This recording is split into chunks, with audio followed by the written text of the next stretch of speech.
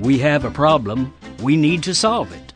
This comment by House Speaker Shap Smith of Vermont reflects a no-nonsense, hands-on, can-do attitude you don't often find in legislatures these days.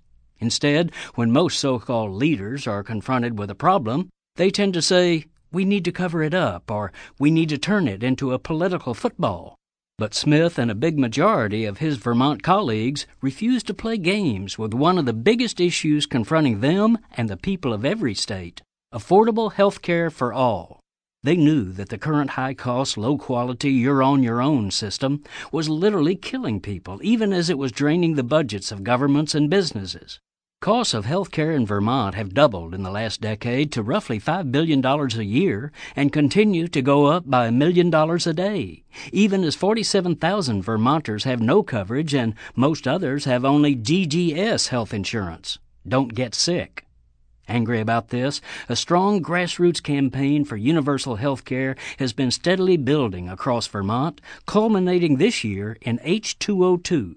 This bill would establish a state health exchange authorized to set up a single-payer-style health care system dubbed Green Mountain Care. The bill faced the usual opposition from special interests and know-nothings. One House Republican decried the very idea of universal coverage as, quote, "the keystone in the arch of socialism." But with stout public support, Green Mountain Care passed the House 92-49 and the Senate 21-9. On May 26th, Governor Pete Shumlin, who had made this issue central in his campaign last year, signed the bill, making Vermont first in the nation to go to the core of reform by enacting a single-payer law.